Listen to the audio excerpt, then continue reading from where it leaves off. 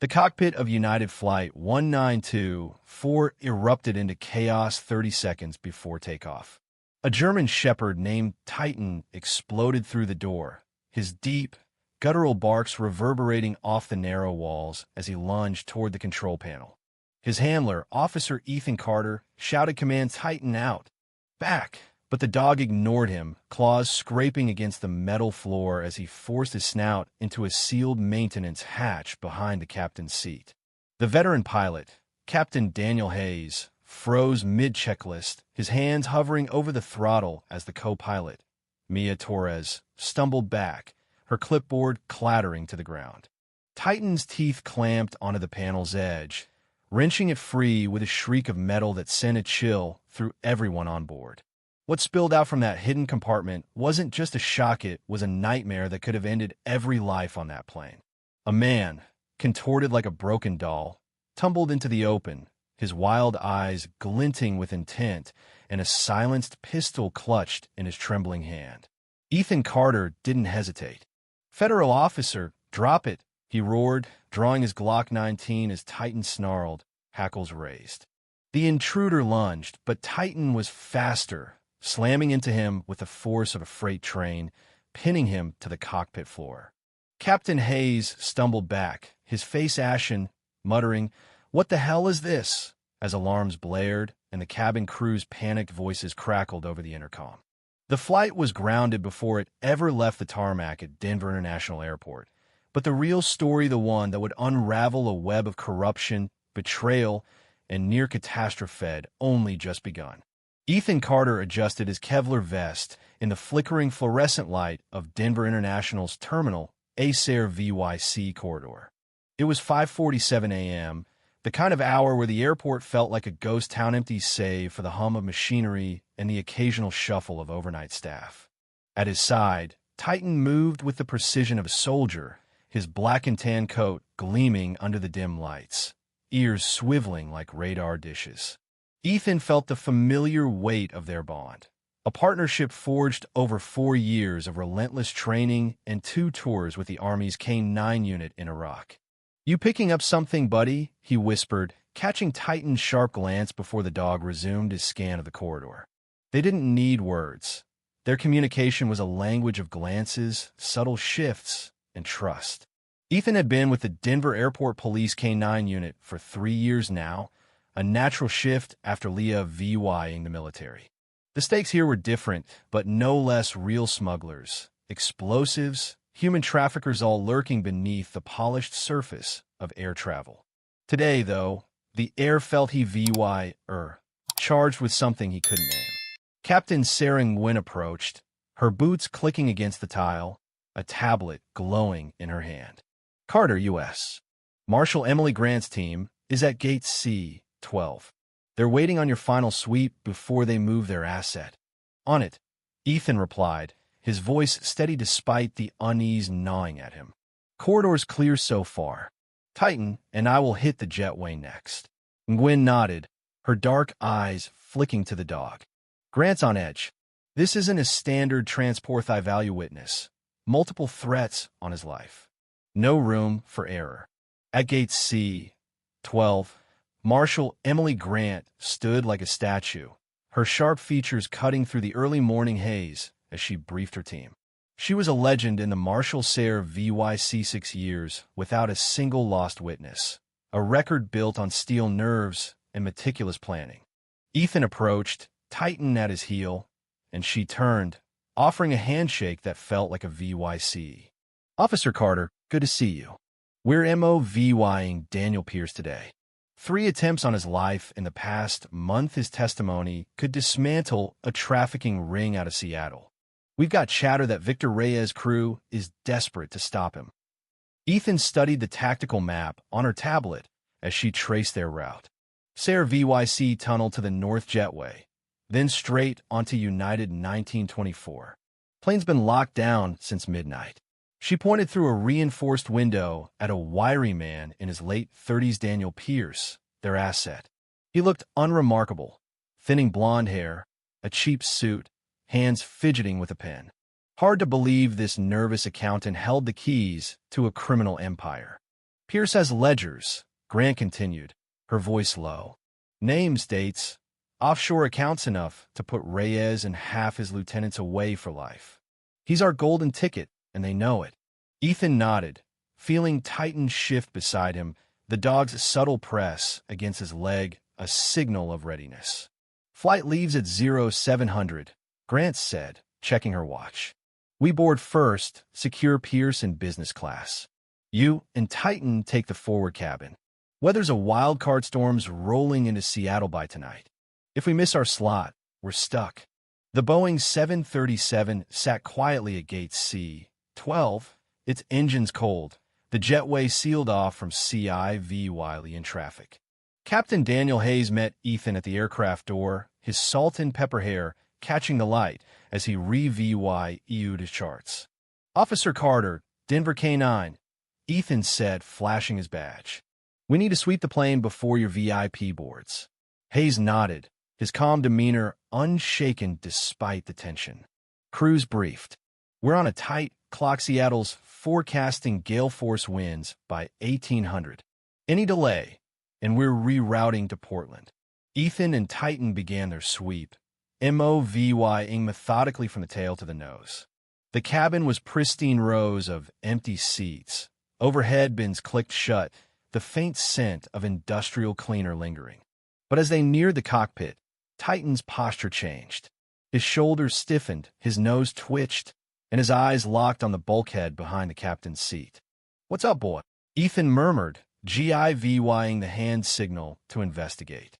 Titan sniffed harder, circling the area, but didn't bark or sit his formal alert signal. Ethan frowned, running his fingers along the panel. It felt solid, unyielding. Still, something about Titan's focus stuck with him. In the cockpit, co-pilot Mia Torres glanced up from her pre-flight checks. "Need a minute in here?" she asked, stepping aside.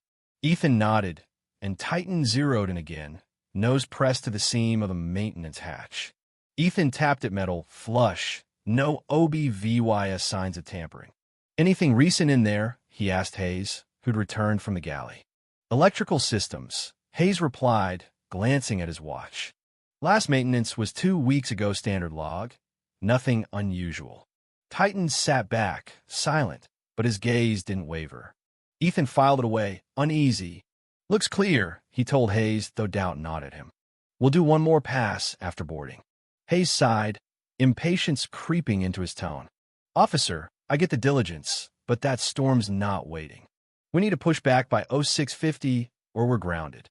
Ethan nodded, but his eyes lingered on the hatch as they exited.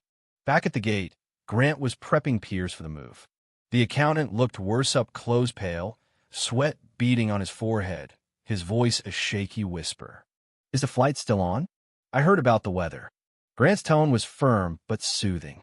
"We're getting you to Seattle, Mr. Pierce. Stay with us." Titan led the procession through the jetway, his ears pricked, while Grant and her deputies flanked Pierce like a human shield. As they boarded, Hayes met them again, his expression tight. "Weather's deteriorating faster than expected. Seattle's threatening to close the runway by 1700. We got a hard deadline."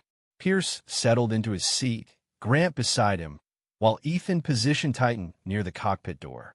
The dog's focus snapped back to it immediately, his body tensing.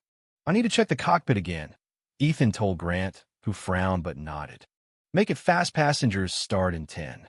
Hayes was mid-conversation with Torres when Ethan knocked. "Captain, my dog's fixated on that hatch. I need to take a closer look." Hayes' jaw tightened. "Officer, we've been over this. The plane's secure inspected twice since yesterday. We're risking our slot." Torres hesitated, then spoke up. "Captain, if he's got a hunch, maybe we should let him. Better safe than sorry." Hayes relented with a sharp exhale.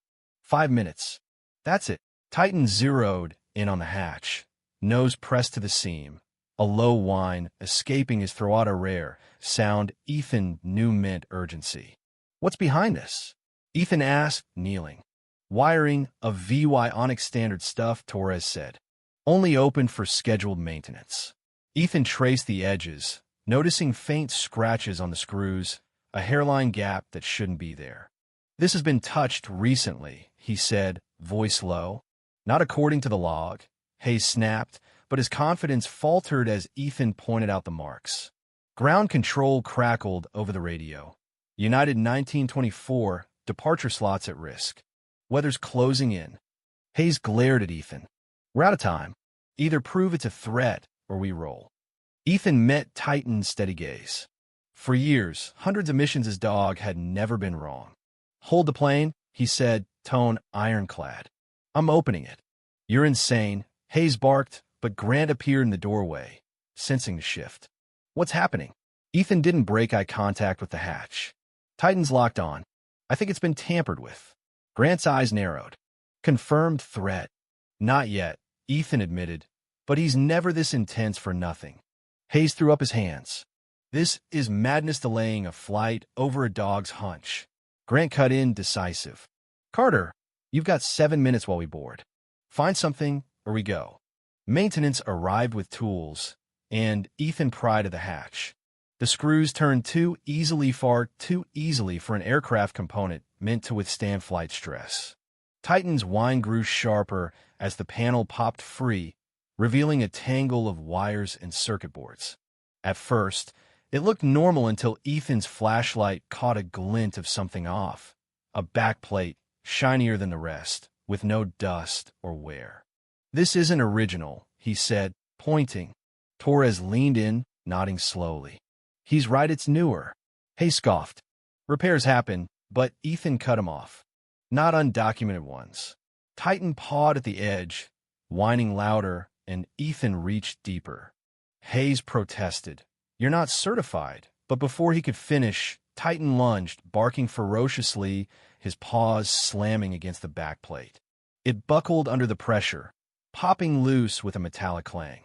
And there he was, a man, folded into the impossibly tight space, his body twisted like a pretzel. He spilled out, groaning, his shoulder visibly dislocated, a silenced 9mm tumbling from his grip. Ethan drew his weapon as Titan pounced, pinning the intruder's arm before he could grab the gun. "Federal officer, don't move," Ethan shouted, while Grant barked orders to clear the cockpit. Hayes staggered back, speechless as Torres gasped, "Holy shit."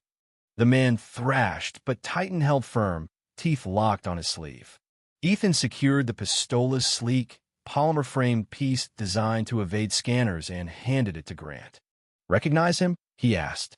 Her face darkened. "Nikolai Volkov, Reyes top cleaner. Suspected in 4 witness hits." Airport security swarmed in, cuffing Volkov as Titan released on Ethan's command, stepping back with a proud huff. The plane was evacuated in minutes, Pierce whisked away under heavy guard. In the chaos, Ethan examined the compartment. Custom padding, a tiny oxygen tube tapped into the ventilation, soundproofing professional work, chilling in its precision. "He'd have waited till we were airborne," Ethan said grimly. "Popped out, taken Pierce, maybe the whole plane." Hours later, in a makeshift command center, FBI agent Laura Hensley laid out the EVY Denke. Security footage showed Volkov posing as a technician, slipping into the plane during a late-night shift.